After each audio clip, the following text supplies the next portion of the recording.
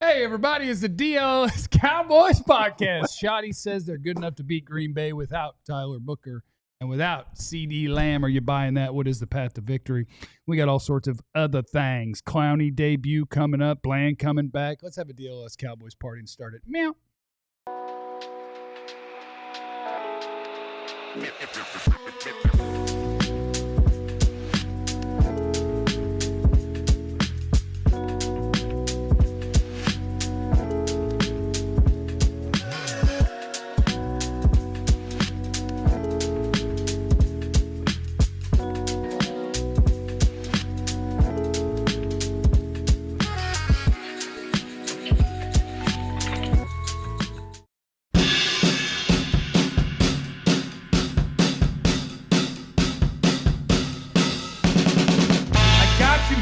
He said, give me some hope, you guys, even if it's make-believe.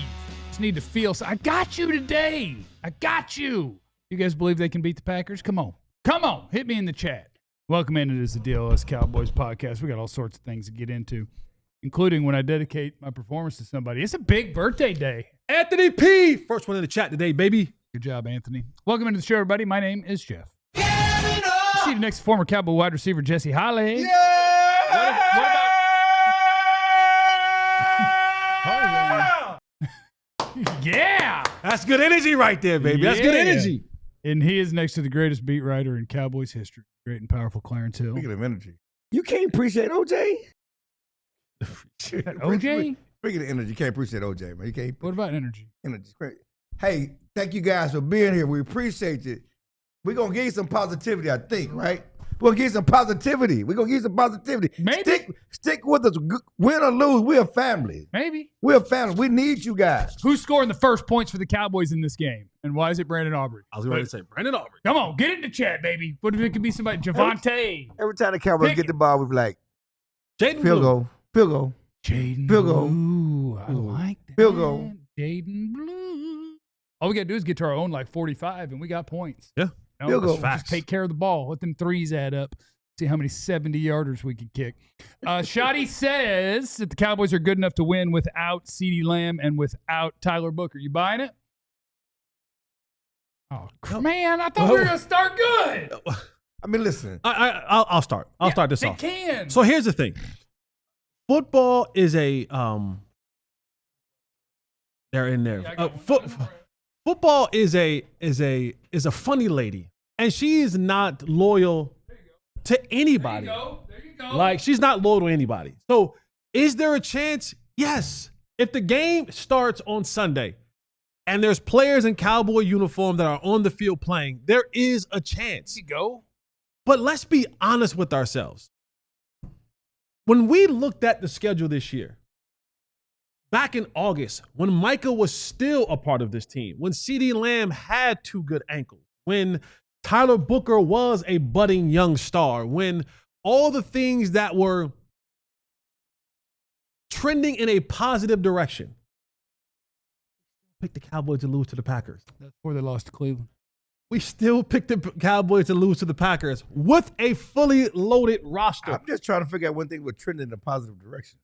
It was hope. For the Cowboys. We are trending in a positive direction. In August, there was hope. There was pending in positive direction. There was like new coach and all the coordinators, and you got CeeDee Lamb and George Pickens and Dak Prescott, and this thing is going. It was positive. Then we played the Eagles tight. Then we played the Eagles tight. Then that was positive. So yes, there is hope, and this is what Schotty is supposed to say. Yeah. My fear is. Well, he don't have to say nothing. He don't have to say nothing. He doesn't have to say anything, but right now he understands and knows the fan base needs hope. His team needs hope. When things and that's the thing that I fear about Coach Schottenheimer is you're coming close to running out of things to sell. Right. Because at some point in time, when you start talking about communication and we're changing scheme and we're changing players, you get to week 6 and you've changed scheme, you've had all the positives, you've changed, players. You run out of things that you're going to be able to get to that podium and talk about. So, yes, he's supposed to say that. And, yes, football is a very, very, very tricky game, and it's a funny lady, and she is not loyal to anybody. And the ball can bounce your way. There could be a kickoff back for a touchdown. There could be a strip sack fumble. There could be a regular just ball slips out of their hand and someone picks it up and goes to the house. There are very, very weird things that happen in football games. We watched last week. The Eagles won because they blocked 2 field goals. So those things are liable and are able to happen. We don't know if they will happen, but if we're keeping this thing positive, there are some things that can happen in this football game to give them the chance to win. So you call the game of football a garden tool? I call her a very unloyal lady. Call her a garden tool. Very unloyal I lady. got you 2 guys. Yeah. I got you 2 guys. I got you two reasons they can win. Okay. Any given Sunday. And Power of prayer. the power of prayer. Okay, let's just deal with Shotty just for a second. He's supposed to believe that. Yes. He's not supposed to or have to say that. I agree. And publicly. And we love Shotty because he went to press conference because he would say things like that. But you keep saying things like that, then you kind of get tied to that. You writing them checks that somebody else got to pay the other for. Day he said, Michael, who? I mean, why you don't need to do that? Having fun. Okay, that's fine. Let's have fun. You the head coach, I'm just saying though, let's be honest. You don't have Micah and CeeDee. You don't have CeeDee. You don't have Mike either. You don't have Booker. Yeah. You're down 2 offensive linemen. We believe we can beat them with what? Clarence, with what talent? If us 3 were on the Titanic, we'd have to time travel. But if we were on the Titanic when it hit that iceberg and it was going down, they weren't going to put us on any. Well, we were going down. They wouldn't put us on the boat. Well, I would have been poor. They weren't going to let me on either. They wouldn't let any of us on the boat. I'm front twerking with that violin player till we go down. So I don't care how bad it's going. Shotty's going to go do the press conference. The worst press conferences of all time were Jason Garrett. Oh, he's a good. Like they would ask Jason Garrett about, Micah Parsons. What are you going to do there? He's been a hell of a player in this league for a long time. They got a lot of respect for the way he plays. Yeah. He goes about it the right way. Yeah. And it's just like I don't want to do it. Like, go ahead, dude. Say what you feel. And it's a must-lie situation. You have to say, yes, of course we think we can win the game. We think we can. Well, you don't have to say it. You can believe. You have to believe it. You're supposed to believe it. You don't have to come out there and say it. What was the question? Like, what got him there? Surely it wasn't asked, do you think you can win? Okay. He just volunteered it. He can't say, well, look. He wasn't asked that. Although he was asked about the problems on defense. That'll be funny. He asked the changes. He was not specifically asked, hey, you going to win the game Sunday? I believe we can win without, he didn't have to answer it that way. And my fear is that going back to training camp with all the vibes and the aura and the clown show of getting excited and doing whatever they were doing and riding the horse, hobby horse and stuff before practice. If they get blown out, they lose to the Jets, they lose to Carolina, and they're in the midst of a long losing streak. All this stuff you're saying, all things going to be doing, people going to bring that back up and say, see, it does matter. It doesn't matter. It goes to your credit. It's going to be a mark against your credibility. When you keep saying things like that and then you don't, as you say, you write a check that you can't cash. If you don't cash those checks, it's going to go to your credibility. I do wonder how it would play because I would be entertained by it. We had the first just incredibly honest head coach in football history. Whatever he's asked about, if he just said, look, here's the thing. We can't stop y'all. Like, Clarence, if you took a shotgun snap and threw a bomb to Machota, nobody would be covering him. So the odds of us winning this game are 0. We can't because we're hurt, because Jerry traded our best player, and now he's on the other team. Like, we can't win this game. We can't block them. We can't cover them. We can't pass rush. We can't do anything. How are we going to win a game? How does that go in the locker room? And when somebody says, Coach, why did you? Be like, because I watch you play. That's some honesty for your tail right there. But, that's tough love. That is funny. And here's the thing. He's saying that somewhere. And maybe it's pillow talk. Maybe it's him and his old lady, they laying down the night in the bed, and he's saying that to her like, babe, we ain't got it this week. I can't, because there's a lot of honesty that goes on in the locker room, in the meeting room. There is. Right. Remember a year or two ago when Dak was on the sideline and the camera's panning him. Last year, dog. Was it last year? That was last year. And the camera pan- It feels like it was a long time ago. And the camera panned to him, and he said, "We effing suck." That he meant that. Like he meant that as a whole. He's saying that because I'm a part of this too. So there is more honesty. He also said jump off if you want to, and you jumped off. And you shouldn't have done that. You hurt yourself. I did hurt my wrist. Yeah, I'm not saying you shouldn't have because you shouldn't have. You should have because you hurt yourself. But like there is, believe it or not, like there is honesty that is shared amongst people in the locker rooms. And I'm sure that there's coaches that share a level of honesty in the meetings. Like, look at this crap show. Like they say that. I'm sure I've been in these locker rooms. I hear the conversations that we had as a whole, and you go up, you're like, man, we about whoa. And you know it. And you know it. But then you go to the podium and you say, I believe in my can't. guys and we can win this game. Yes. Like he did what he's supposed to do. And Dak will do that, and the rest of the guys will come up there and they'll go, listen, we play like they put their pants on just like us, one pants at a time. We're going to go out there. You know, we have players too that get paid and all that other kind of stuff. Like that is what it is. So path to beating the Packers. Is it possible? Yes. Because the football is a lady you can't trust. Well, because any given Sunday, the because the power of prayer. Football's a garden tool. And because Jesse Holley. And because it's unfaithful. You can look at their last game and you can look at the Cowboys in totality. And what I'm asking of the Cowboys to show improvement in week 4 over the first 3, it's not a big ask to say to a professional football player, hey, know what the call was and like go to where you're supposed to be.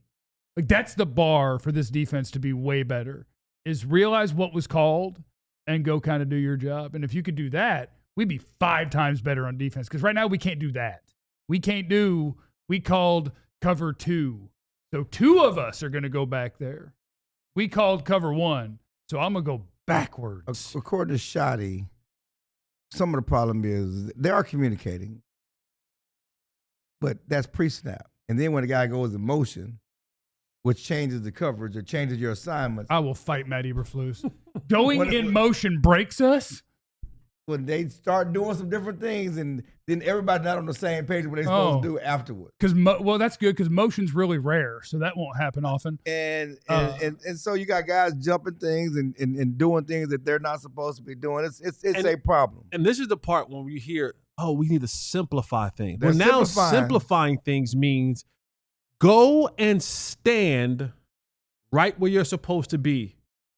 And now an offensive coordinator and a quarterback can go, all right, they're in cover 1. Cool. They're in cover 2. They're in cover 3. And here are the answers to those questions of that test. Bing, bing, bing, bing, bing, bing, bing. As we move, like that's where the Cowboys are getting to. Right. If you can't adjust from where you were pre-snap to what is shown to you post-snap in the National Football League, you are in a world of trouble. And we're going to start, because we're in this is week 4. If there's another, like if we go out week 4 this Sunday and there's another 2 blown assignments for big plays, it'll start with the coordinator loses, an assistant coach loses the job, then a coordinator will lose his job. And Jerry won't do it because that's just how, I'm not saying that Schotty's going to lose his job, but this thing has to find, if you start getting into the world of Jets and Panthers losses, because again, this loss, if it happens to the Green Bay Packers, like you don't get 2 losses. No, most people considered this a loss when the schedules came out. Packers are 5-0 at AT&T Stadium. Like most people consider that. So you don't lose twice. But potentially this game could be demoralizing. And I don't know if it wasn't going to be I don't know if that wasn't going to be the case from the start. We're on the outside and we are to believe, but inside, if it's 38-6, it can be demoralizing. It's 2 straight losses. Then you go into the Jets on the road. There's not going to be a lot of good feeling inside. Right. And so I know theoretically, yes, don't let one loss beat you twice. But if this gets ugly and with all the stuff surrounding this game and you left your best player and all that stuff, it can get demoralizing. I think the Bears makes this Yeah. If they lose. If they beat the Bears, it's not the same level of urgency. Right. But you lose and you get blown out by the Bears, and you lose your Yeah. best offensive weapon in that game. Yeah. Kenny Clark revenge game. Let's go. Everybody talking about Micah Parsons We against the talked about Cowboys. that. What about Kenny Clark against the Packers? You know? Kenny Clark against the Packers, about 3 sacks. And it's a team that drafted him, and he was blindsided by the trade because he thought he was a foundational piece. He was asked yesterday before we get out of here, does he feel like a forgotten piece? Forgotten player in the trade. That player to be named later. You're a Pro Bowler who got traded. Ain't nobody talking about Kenny No. against his former team. And he said he's had some conversation with his former teammates. And, this game, he says the right things. I just want to win. I'm here to win. This is 1 of 17 for me. But, yeah, he got relationships there. He was shocked and blindsided by the trade. I knew they were looking at Micah Parsons. I didn't think it was going to be me. I thought I was going to win the Super Bowl with Micah Parsons.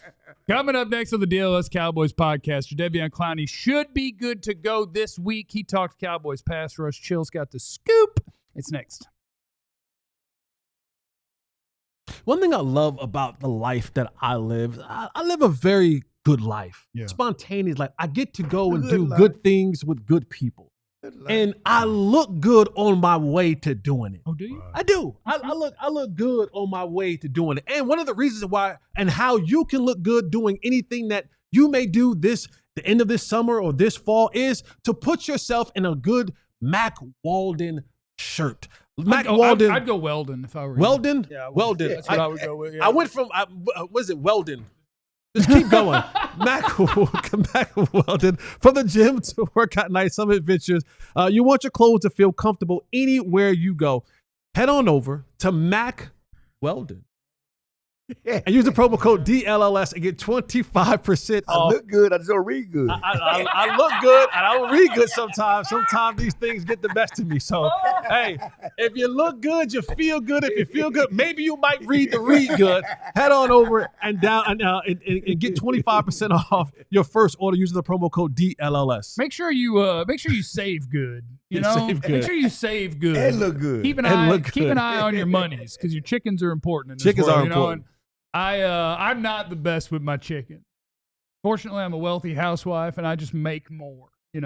But my friends at Monarch Money, I do have my financial command center, and it basically tells me over and over again. I look at it and it's like, here's what you're not doing with your 401k. Oh, look, you bought more Fireball. Like, you need to get a handle on your finances, and our friends at Monarch Money are the best in the business. You get everything on one clean interface. All your stuff is right there, and they can get you squared away. They can help you out if you just let them, Jeff. Monarch Money is incredible. Don't let financial opportunities slip through the cracks. Use code DLLS at monarchmoney.com in your browser for half off your first year. 50% off your first year at monarchmoney.com, code DLLS. It is the DLS Cowboys podcast. Scoops is here. Scoops. It is 2 scoops. Okay. Hunter's got 2 scoops. Scoop it out. That's something we talked about last week. I talked to Jaydon Blue last week, and he said, I'm probably good to go. I mean, I hope to play against Chicago, but Here you go. he's moving. I hope to play against Chicago, but Green Bay for sure. And Green Bay for sure. And you look at this game, certainly without CeeDee, and outside of the one-run, Miles is giving the Cowboys nothing, right? So you need some juice in this offense. And maybe Blue can be the change of pace. You don't have to use CeeDee in the backfield on a running play to get some explosiveness. You can use Blue in the backfield to get some explosiveness. You don't have to hurt your best option by running in the backfield when you got Williams going well. It'd be different if Williams was struggling. It'd be different if the running game was struggling. Then you say, well, we need some juice in the backfield because the running game is struggling. But Williams has been running well. Why we need to do this, right? But if you want to do it, you want to continue to do it. I mean, the Bears didn't need to run flea flicker. But you're like, I got this. No, that's Ben Johnson. I'm going to run this. Going back to Detroit, they like to trick the Cowboys. I mean, come on. Has he been tricking the Cowboys since tricking was tricking, right? But so there's an option. I think that this is an ideal time. It's getting urgent for the Cowboys. We talked about that. And so without CeeDee, certainly you don't have Booker. You're down 2 offensive linemen. You need some big plays. We love that Ferguson is leading the league in receptions, or leading tight end in receptions. Oh, great.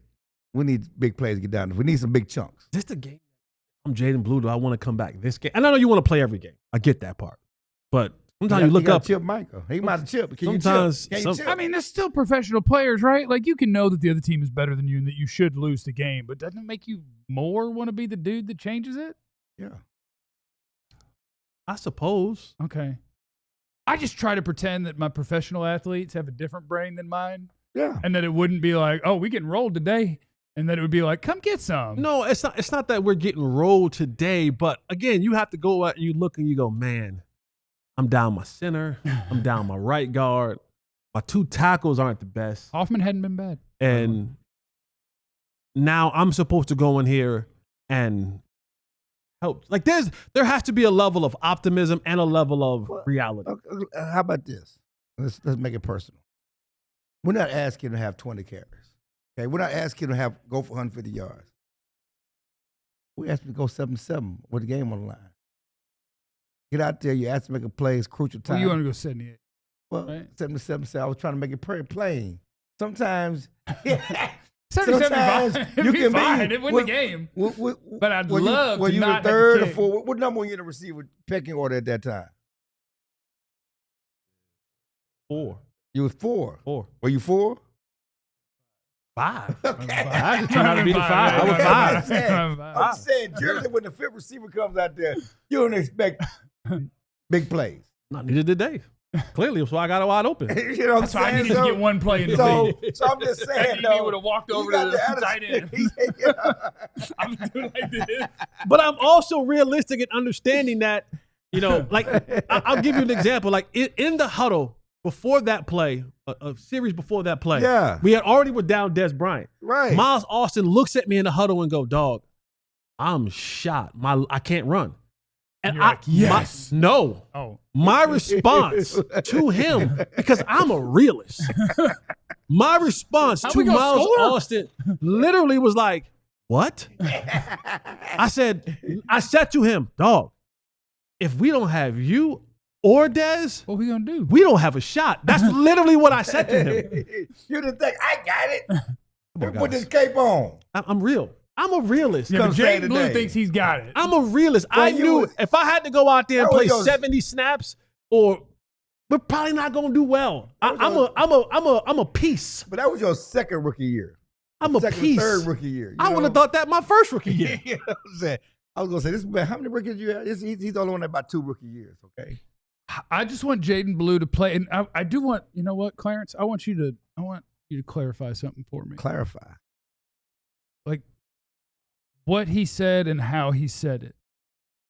Because when we were first talking about it, it sounded like you were like, oh, yeah, I should be ready this week. And I'm like, wait, did he not think he was ready? Like, does he know he hasn't been a good enough professional? Is he not comfortable? Or is it he's thinking that they might give him his shot this week? I think more than that. Okay. Yeah. No, I don't think, he was ready. Everybody's ready to play. It was like Clowney was ready to play. Yeah. You know, it depends on what the Cowboys want. Yeah, you're always like players are ready to play. Like players play. Because he wasn't injured. He was ready to play, but he said if not this week, then based on I'm sure at that point it was like based on the game plan and you kind of know. He said not this then He'll let me out of timeout. Yeah. Stop being grounded I this think week. that's more what it was. But hey, you got to throw something against the wall at this point, and the offense without I keep moving with my arm. You need to turn that I dial need some- I maybe need and some. stop it from turning. Maybe tighten that up a little bit. Hit Hey. this little circuit. Maybe the dial on the side. That's the one. Yeah, tighten that up for Clarence. There you go. Anyway, so again, they need more firepower for sure. And that's the sad part about it. We thought they were going to lose going to the game, but if they had a chance, it was because of the offense, because of Dak, and because of CeeDee. That's their fighting chance in any game. It was a home run hitting contest, and I think that like against the Giants, they won that home run hitting contest. Most games going to have to be a home run hitting contest because of your defense. And can you keep up? Can you keep up with the firepower? But you won't have Aaron Judge this. That's my point. That's That's right. what I'm saying. Go That's to my point. Giancarlo Stanton. That's what I'm saying. a So little that bit the more. hope was that if they had a chance to games because they could outscore people. Without CeeDee, that takes it down a notch. So you got to do things to supplement your offense and get some big plays back in the offense. I think Blue is certainly an option for that. Yeah. That's one scoop. Well, yeah, we talked to Clowney yesterday. Clowney was ready to go. He said he was ready to play last week, even though he had only practiced twice. He was ready to go. They thought he was going to go. They they told him they had a chance, so he warmed up before the game with the idea that he was going to play, and then he was down. And so there was a question about who's going to be down last week, whether it was probably Clowney or Diggs, and we'll talk about that later. But certainly Diggs was up and Clowney was down. But he feels, and they're all saying he's good to go this week. He finally practiced in pads on Wednesday for the first time since the end of last season. So I knocked some dust off. All he did was play with his kids, since May. And he hasn't been in pads. He's been on a good diet too. He's been on the pad. He's been a skinny guy for a behemoth defensive end as he came out of South Carolina. He has a Slim Reaper type build. I saw you post a picture of Clowney, and then I saw Jesse share the picture of Clowney and say, I thought CeeDee was hurt. And he does. He looks like he's built like CeeDee. It's got to be an optical illusion. Because I did go back and watch. Like, I watched Clowney last year when the Cowboys signed him. So I wanted to watch him play. And he was still a good player.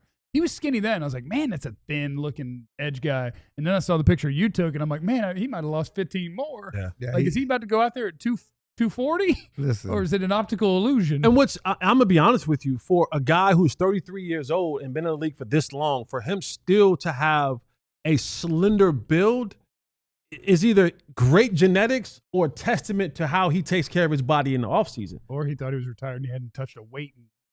No, usually you blow up. It take more than two. Usually you kind of blow up. You get, you blow normally, and he's a Southern dude too. You know what I'm saying? He dips like you, so Lyman thinned down. Oh, that's how people stay skinny, by the way, dipping. They dip, but he likes fried chicken. You dip instead of eating. Like, but you dip and go get Popeyes because they get off some of the stuff to help them buck up when they retire. They go get the stomach surgery. No, they go get their tummy tuck to help them buck up. So the thing about Clown, I talked to Clown. He said that when I asked him what his strength was, he said my speed, my quickness, my power, but also he said he had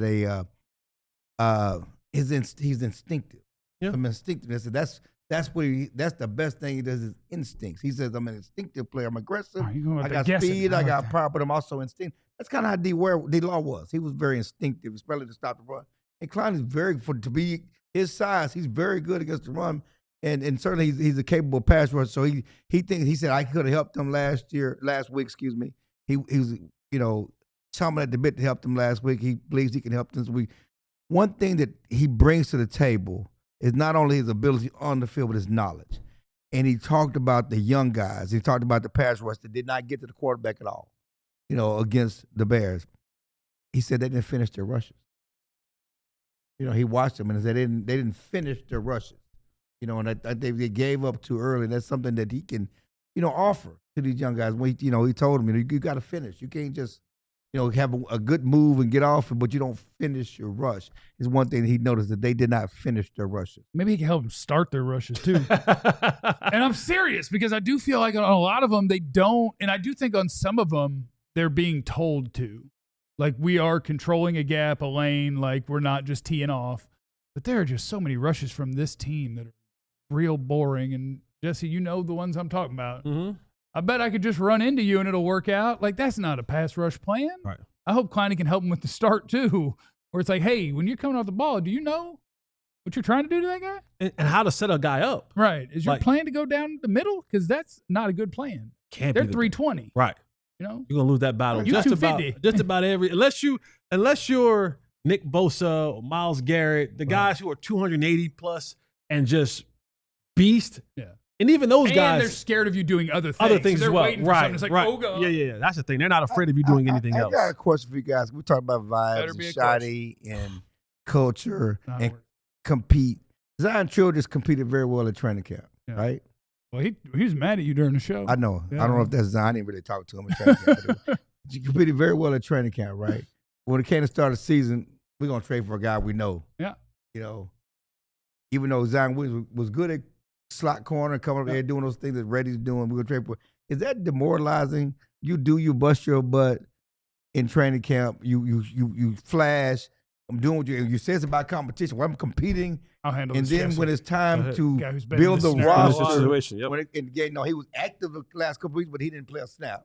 And so he got snatched off the practice squad for Houston Texans because they want to play him. Yeah. You know, but is that demoralizing? You keep talking about competing. I've competed, and I still ain't getting my shot. That's a great question, Clarence. And in my experiences scrapping and clawing to make an NFL roster, I'm going to ask Jesse his thoughts. It's very demoralizing.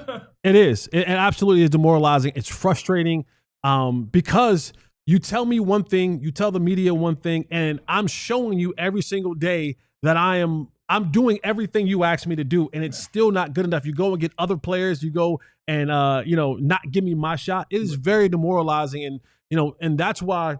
And even if you go back, sometimes we look at social media. Once Zion put out there about him going to the Texans, right? Old Trayshawn Holden kind of put another little quote tweet on top of that one. Yeah, it was saying like, "Hello," like basically saying come get me, like we out here working, but we ain't really getting the shot that y'all say that or we think we should get. Right. But the hard work pays off, and for him, it paid off for him going to the Houston Texans and being activated, and it will probably be activated for the next couple of weeks until they find either he sticks there or they find somewhere else. But yeah, it's very, very frustrating and demoralizing from a player's perspective that you do everything you say, and you guys say that you're going to give me an opportunity, and it never happens. And I brought it up because with CeeDee down, everybody's all the fan. Everybody loved Trayshawn Holden, the darling of training camp. Of course, nobody else wanted him when he got cut, and still nobody else assigned him. But is this an opportunity for him, a receiver?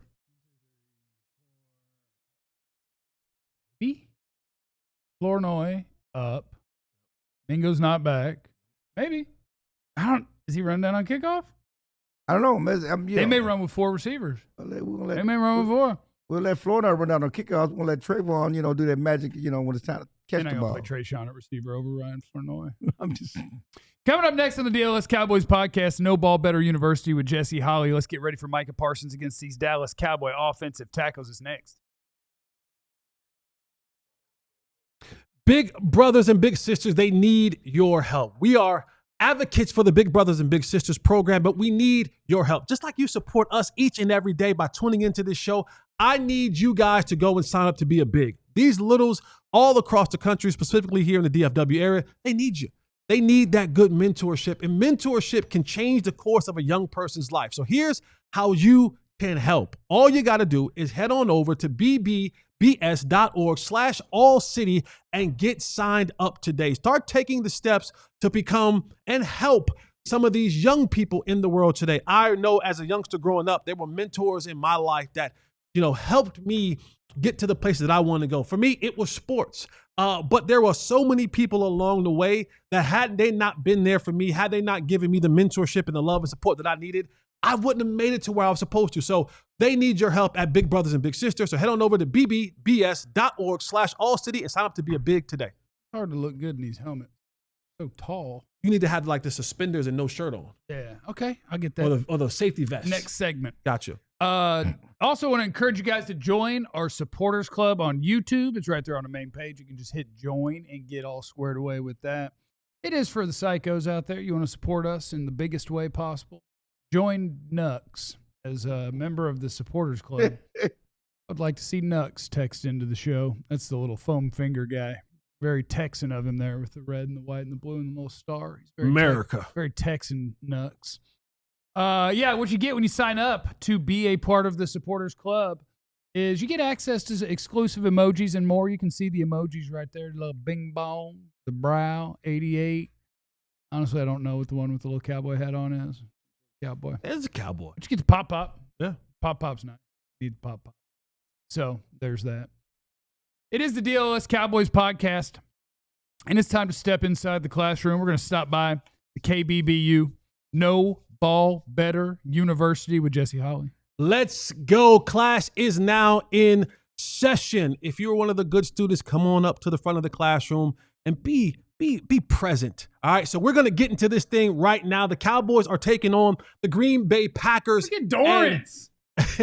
And as you know, Micah Parsons on that team. He is on that team. And so we are looking at how the Cowboys offensive line, what they will be facing, and the pressures that Micah Parsons and company brings to this game. It's going to be one of the games where you need your offensive line to play the absolute best. So let's start breaking this thing down a little bit. John, let's go to the tape. All right, look, this is the front that you have right here. You see the Washington Commanders. They are in a 4 wide receiver set one back in the backfield right there, right? So that strength to this side would be to the left-hand side if you're looking at this picture because they don't have any tight ends. So the back will distinguish the strength of this formation. Let's go to the next picture. Now, look, there he is.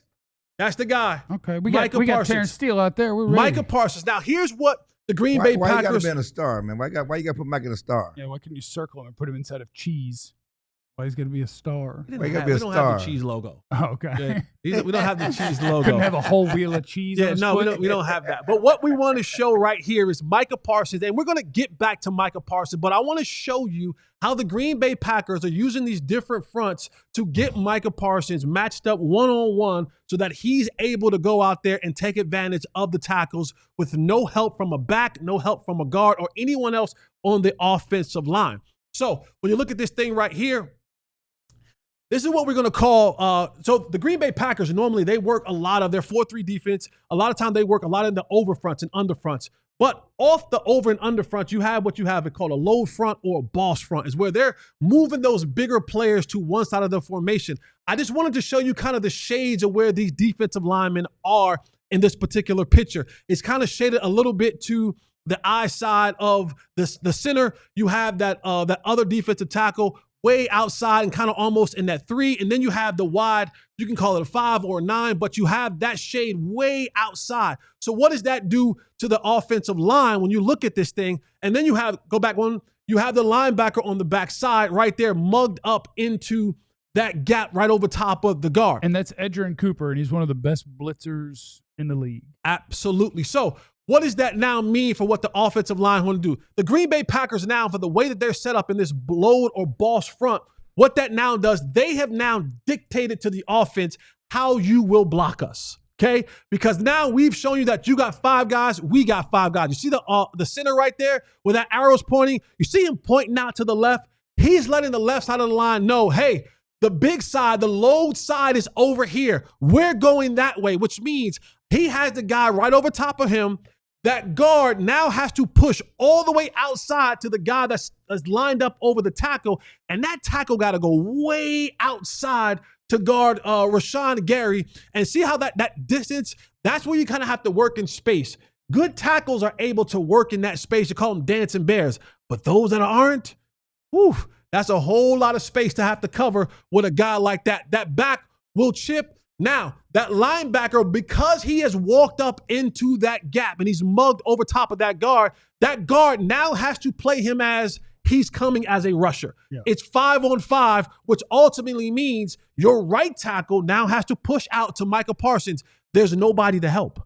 There's no help for that right tackle on Micah Parsons because of the way that the Green Bay Packers front and this boss or this low front that they're running, the back is chipping and going out into a route. So they have now dictated. We're going to look at this left side. So now center, he's guarding the guy over top of him. Guard has to kick all the way out. And I told you, this left tackle, that is so much distance he has to cover.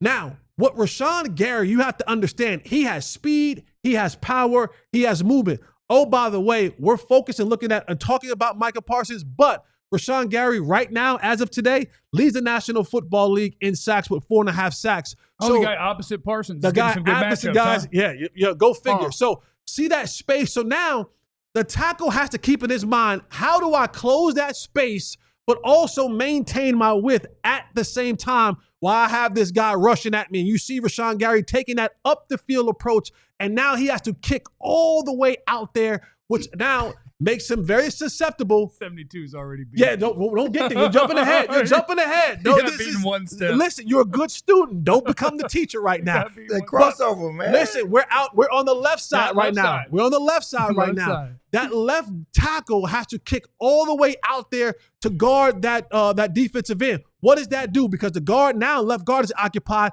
is created that space for that up and under move that he'll use on this particular left tackle.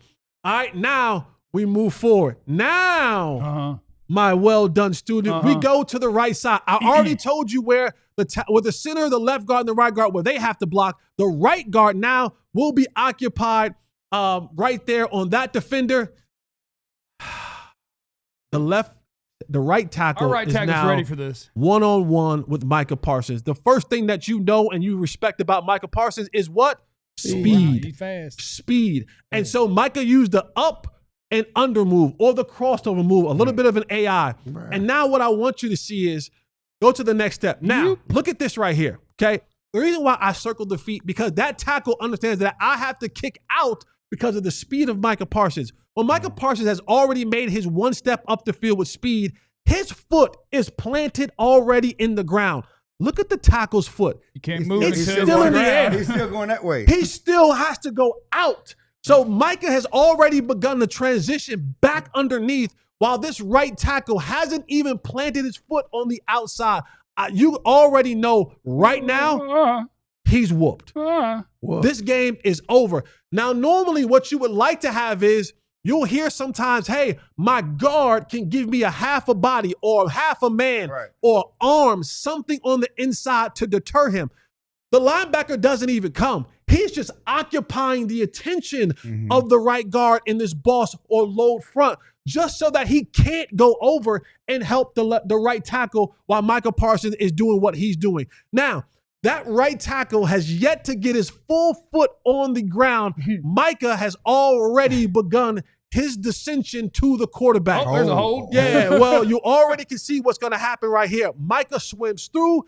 All he has is an arm to go out there. Like a really strong running back, you can't arm tackle a good running back. Well, guess what? You can't arm block a really good defensive end. And what I want you to see is this. You want to talk about a route already being over? Micah Parsons has cleared the right tackle. I want you to look at the vision of Jaden Daniels. He's looking downfield. The receiver up top for the Commanders. He ain't looking for a ball. He ain't looking for a ball. Yeah. Jaden Daniels see that, oh my God, Micah Parsons is already beat my right tackle. You think this play has a chance to being completed? Absolutely not. You watch Micah Parsons go through there. You see the right tackle. He might get a little, he's trying to grab a little bit of junk right there. It doesn't matter. Micah Parsons has already beat him. Now look at the plays down the field, right? Look at the plays down the field. That receiver at the top is not open. Deebo Samuel's not open. And even if they were, Micah Parsons has already beat the the offensive tackle, and Jaden Daniels is running for his life. Oh yeah, remember how they worked on the right hand, the left hand side? Well, now look, here he comes, and they're having a meeting at the quarterback. The ref, good arm right there. The best throw that was able to be made on this particular play is from the official throwing this holding flag already, because this play is absolutely cooked. And they have a meeting at the quarterback with Jaden Daniels, and they bring him down for a sack. Now, here's what I want you to see. Here's where you don't want to be right now if you're a Commander's offensive lineman, right? Three down. No, so now you have 1, 2, 3 guys that are in Packer uniforms on top of Jaden Daniels.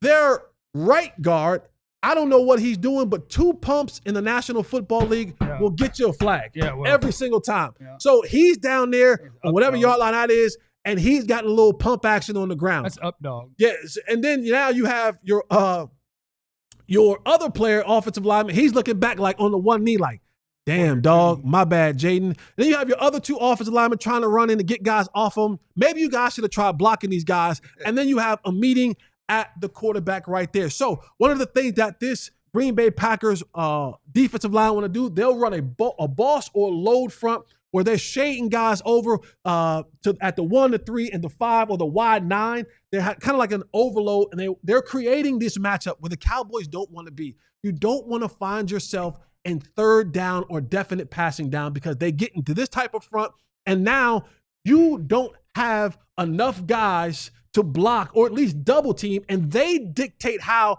or who gets the guy that's going to be able to create these matchups. And in this particular play, it's Micah Parsons, and he gets a chance to go one-on-one. And I don't give a damn who the tackle is. Most tackles one-on-one with Micah Parsons enough times throughout the day will end up on the wrong side of that, especially our tackles here at the Cowboys. So if they're going to do that, and look at our tackles here and what the pressures look like coming from these guys this particular season, you don't want to find yourself in third and long. So the Cowboys have to run the ball efficiently, effectively on first and second downs, because if you get into these definite passing downs, The Green Bay Packers will load this thing up in a loader boss front, and they will get the matchup that they want, whether it's Rashawn Gary or whether it's Micah Parsons on your tackles, and it will be a meeting at the quarterback for those defensive players.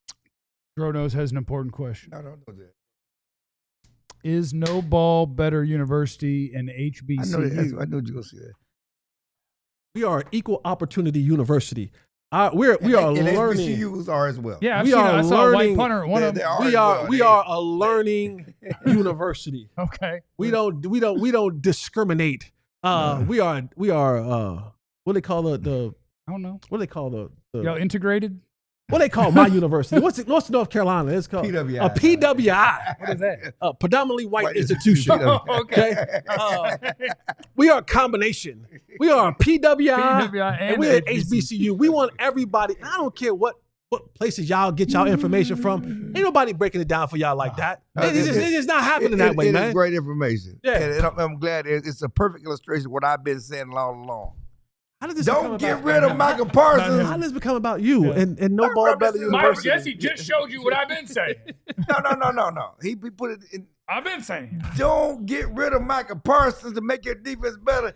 Get him some dogs to run with him. Okay, you see, he got some dogs to run with him. Austin and Special K, they're calling me out. Yeah, I know. He said it's not an HBCU because Jesse only recruits white quarterbacks. I do like my quarterback to be of the Caucasian type and white linebackers. All I'm saying is get Micah some help, and that's why what Green Bay did, you got Edgerrin Cooper, you got difference makers. You know what's about to happen? Rashawn Gary's about to have 20 sacks. He's about to go. He's about to get a $40 million contract somewhere, and then he's going to have 7 sacks. Yeah. Because he ain't going to have that dude next to him. That's fine. Are they going to win at the end of this year? You know, Green Bay? Yeah, Probably. Get somebody to run with. Class is now dismissed. Okay. Coming up next on the DLS Cowboys podcast, I actually got a little Recky Specky for you. Ooh. I got a couple of names to throw out that I think could help the Cowboys, maybe, and I'll ask you about it. It's next on the DLS Cowboys podcast. I want you to sign up to be a diehard, too. We're going to pop a QR code on the screen for you. I don't understand how QR codes work. This is crazy. I mean, I guess there's so many little dots and shapes that you could make so many different combinations that it's just easy to make them unique. But the QR code creeps me out. I just want you to know. But it'll work to help you sign up to be a diehard. And when you do that on all DLLS, or if you're on YouTube, you can use that QR code. When you do that, you can sign up to be a diehard, and what they get you is the hookup. If you go to our website, alldlls.com, it becomes ad-free. You get access to our diehard level content, which is important. Things that Clarence is writing about, things that somebody for each of your favorite pro teams is writing about. You also, when you sign up, get a free T-shirt. Look at that. 88 Club here in a couple weeks when CeeDee comes back and goes for about 215 and 3 tutties. It's going to be nice. It's going to be nice. Got stories on Clowney and Kenny Clark today. Ali has some on Kenny Clark. I have some on Clowney. Who do you think wrote the better article today? We're not doing this. I mean, why do we? I did. How about that? That's all I'm asking. I mean, but it's not a. All I'm asking. We're on the same team, right? But after the Cowboy game, we're not going to say everybody played the same. We're going to be like, yeah, I was the best. We only play the hits around You're the here. best beat writer in the history of the Cowboys, and Ali is hanging out under your wing. Or is it like they said in the summertime? We 1A and 1B. We got 2 number 1 wide receivers. Are you trying to hold him down? I would never hold Ali down. Are you CeeDee or George Pickens? Are you CeeDee and he's George Pickens, or are you George Pickens and he's CeeDee? Are you Steele and he's He's Guyton? more like Trayshawn Holden right now. We're trying to get him on. We're trying to get him some reps, get him on the field. We're trying to get him some reps. He got potential. Yeah. He got potential. We're trying to listen. Everybody started You somewhere. Micah, or are you the right tackle? Yeah, are you Which one are you? Okay. Yeah, who are you? Man. He said Ali's the right guard. The one who ended up doing the 2 pumps. Damn. Sign up to get be the a man some diehard, reps. or else, which is not a threat. It is the DLS Cowboys podcast. I know we had a couple of super chats throughout the show. Let me knock those things out if you don't mind, John. Just knock them a couple of things out. A guy named D, not going to get me. Is cover 1 not just man coverage with a deep safety playing a middle third? I hear people talk like it's a zone coverage. Well, no. The safety's in the zone. The zone's called way back there. Cover everything. And, yeah, it is man coverage. Because by definition, if other people had deep, well, now you're in cover 3, 4, or 2. He's the only one back there. You're playing man underneath. Vance is in the super chat. I'm betting young Jeff would have been very popular with the ladies at an HB. What do you guys think? I don't think that's accurate. I do. You have a nice look to you. I don't know what that means. But No, you're not a weird looking Listen. white dude. Jeff is like Baskin Robbins. He's tasted all the flavors. Okay, Like you're not a weird looking white dude. That He's tasted all the that would flavors scare of black Baskin girls Robbins. off. Okay, You know what I'm saying? Because if you're a weird looking white dude, black girls are gonna be like, ew. But you have a good look to you. I have a history with those with melanin a little bit. Yeah, no. You have He's tasted all the flavors. you have a good enough look not just those with melanin. Thanks. that you would be able to. You're also a handsome man. Thank you. I appreciate it. You're welcome. I don't want the non-melanin ones though. You don't have to worry about that. Wow. I love them all. Gotta be racist. That's not racist. It's preference. Fair. Wasn't me, dog. Number one. I got two names to throw at you guys real quick. Did y'all see that Chauncey Gardner-Johnson got released? Yes. Who? Chauncey Gardner-Johnson. Who that? He's a safety that was playing in Houston. And where did he play before that? Was that? his fifth or sixth team. Where did he play before that? He was in Philly at one point. He won a title with Philly last year, didn't he? Yeah. And then they didn't care. They're like, Got to run him out. You can go now. Yeah. So Chauncey Gardner-Johnson is a safety, and he's a good player. He's a good player. But, boy, he wears his welcome out in about 2 seconds everywhere that he goes. I was reading the D'Amico Ryans quotes about his release, and it was basically like, I just have to do the right thing for my team, and it's up to me. They depend on me to make the right decisions, and this is the right decision. And he wouldn't say anything else, really. So he's basically just saying, that guy sucks in the locker room. Like, he's not a teammate. He's one of the guys where he's a Clarence Hill of filter. He has no filter. He was That's not voted. true. I don't say everything that comes on my mind. You just guarantee tweet it. I don't tweet everything that comes on my mind. Yeah, it does actually filter some. I mean, not much. Not He will much. say way more than he should, but I don't tweet I've seen at everything. least one or two filters lately. CJ Gardner-Johnson, though, but he has zero filter. He got run off a championship team. I mean, they ran him off a championship team twice. He's the kind of guy that will sit in a meeting and blurt things out, call other teammates out, call coaches out. Like, he's the kind of guy that will tell you what he is and isn't going to do. Like, he's not the kind of guy that's going to play nice. No. If things aren't going well for him, he's going to be very, very, very vocal.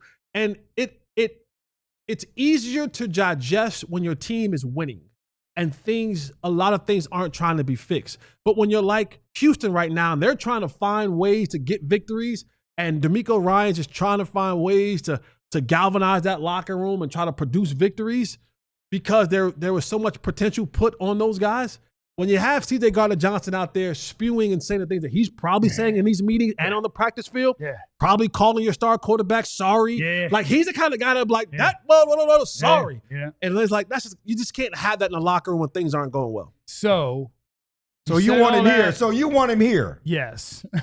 With this defense. Yes. That has no confidence. Yes. You want him in this locker room. Absolutely. No. With the culture and vibes. I'll tell you why. It'd be great for the show. He was voted most annoying player in the NFL, by the way, by his peers. I think it was The Athletic who did a poll, and one of the questions was, who's the most annoying player? And Chauncey Gardner-Johnson won. And then one of the quotes was like, why is he the most annoying? And a player just said, yap, yap, yap. Like, wasn't he the guy that snatched someone's mouthpiece off? And probably. He's just always in the stuff. So I'm Team Chaos. I think he's probably better than Donovan Wilson in football. But then on top of that, I think if it goes wrong, well, let's have fun. Like, he'll be the one. He'll be the one that comes in the locker room to be like, George Pickens gonna beat him up. Like, yeah, man. Like, this scheme sucks. Yeah. Like, coach don't know what he's doing. Like, he'll be the one that gets into that mode, and you're like, you just can't. You can't have that. Not right now. I just need if the Devil's gonna get George at some point this year, I want it to be against a teammate with no cameras around. So if you have to snatch the life from Chauncey Gardner-Johnson, we can Michael Irvin that and cover it up. Okay. Never file and most people be like, you know what? He had it coming to him. Yeah. Most people be like, you know what? He had it coming to him. Funerals where there's not a lot of, he was really a great guy. Yeah, It'll be a lot of, I can see that. I can see that. And he deserves it. And it's just a little sidebar. One of the things I hate about the media sometimes, and our media sometimes. I hate all media.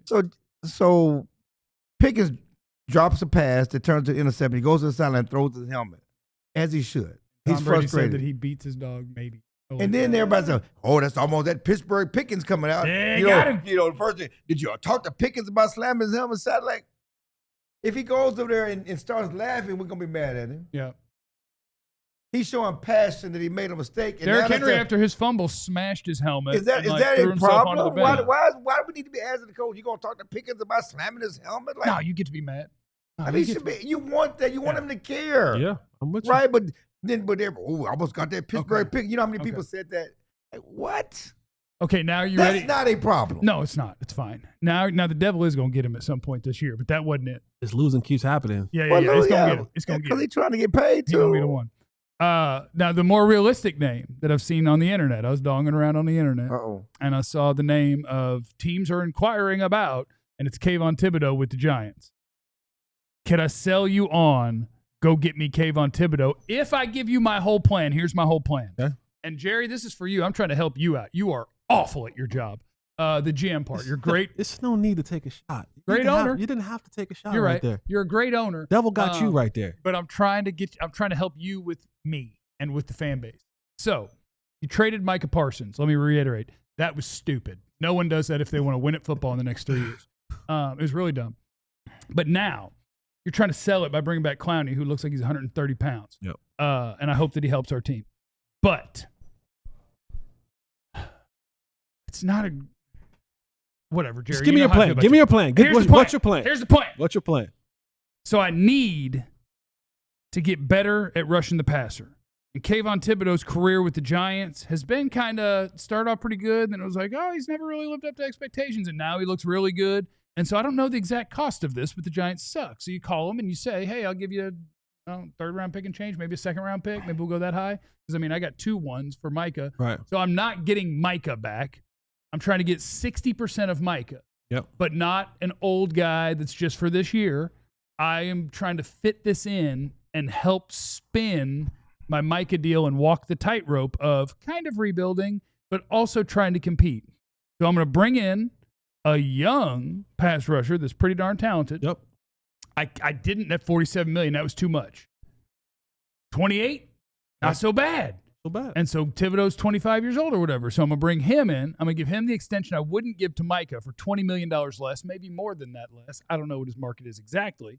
Cost me way less than I gave away. And I can say, see, that's what I was talking about. We need more players. I got you a nice little pass rusher, still young, just like Micah. And I got Kenny Clark. And between the two of them, they make what Micah makes. And I got first-round draft picks. If we want to spin this thing and walk the tightrope of rebuilding while not rebuilding, Thibodeau's interesting to me. I'm trying to see what his agent is right quick. I'm not gonna lie. I need to look at that. Pretty good idea, right? That's a damn good idea. Like that, I'm not gassing you up, but that's a damn good idea. Less money and less value in picks swapped. Well, and good you can player. say, but we still got a nice player on the end. And you can even package that with we would have Thibodeau. Oh, and Mozzie. Sure. We would have Thibodeau, Kenny Clark. Yeah. Overshown will be coming back. Yeah. And you still have a young Donovan Ezaraku. And I got some money. Okay, you know what? I'm in. Just don't tell me it's David Mulligetta. It's not. It's Kelton Crenshaw of Clutch Sports. So we got this. So I'm saying, We got I just want to make sure what we're doing with.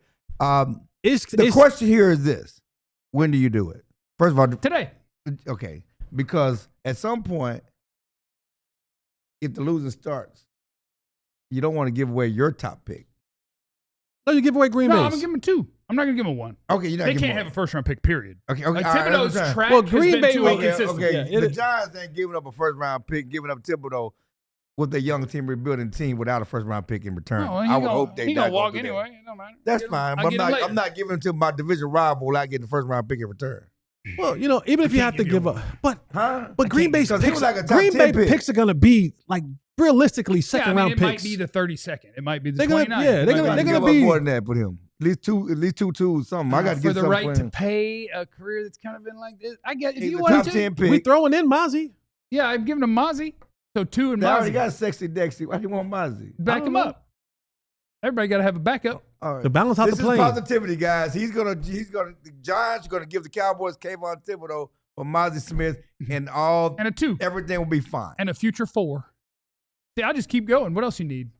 5, 2 years from now. I like it. Bang, what about right tackle? I'll give you Steele. Put Nate Thomas in the game. I ain't worried about it.